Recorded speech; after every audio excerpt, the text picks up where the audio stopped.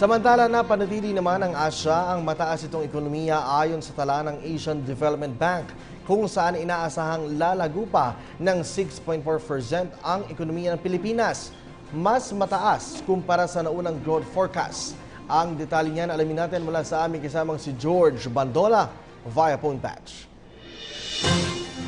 Patuloy na magiging malakas ang ekonomiya ng Asya ayon sa Asian Development Bank Economic Outlook 2016. Ayon sa ADB, ngayong taon, 60% pa rin ng world economy manggagaling ng Asya at aangat pa rin ng 5.7% ang ekonomiya sa mga developing Asia, 6.9% growth sa katimugang Asya habang 6.5% growth naman sa silangang Asya.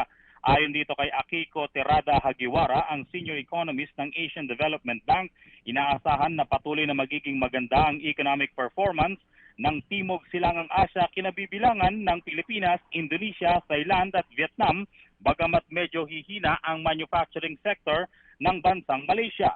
Maging ang regional inflation ay mapapanatag sa 2.5% ngayong taon dahil sa mababang presyo ng produktong petrolyo, ayon na rin sa Asian Development Bank.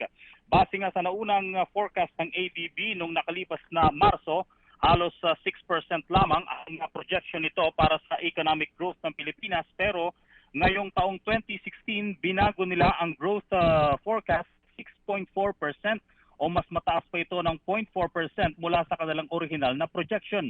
Para sa taong 2017, bahagya namang babagal ang ekonomiya ng Pilipinas sa 6.2% pero mas mataas pa rin ito sa unang forecast na 6.1%. Ang Pilipinas kasi ay isa pa rin sa mga nangungunang fastest growing economies sa Southeast Asia, ayon na rin kay Richard Bolt, ang ADB Country Director for the Philippines. Ang pag-angat na ekonomiya ng Pilipinas ay bunsod na rin ng patuloy na pag-angat ng mga investment at consumption sector na itinatayang magpapalakas sa 6.9% sa mga unang bahagi ng 2016. Gayon na rin ang mga election-related spending and consumption at ang kasabay ng fixed income fixed investment mula sa private at public sectors ay posibleng magdala bagamat sa mas mataas pa ekonomiya, bagamat wala pang kumpletong datos dito ang Asian Development Bank. Kaugnay naman ng mga fiscal policies, ayon na rin dito sa ADB, kung mapapanatili ito ng Pilipinas, siguradong mangunguna pa rin tayo sa Asya kasunod ng ilang mga bansa sa silangang Asya tulad ng China at ng India. Para sa PTV News, George Bandola. Maraming salamat sa iyo, George.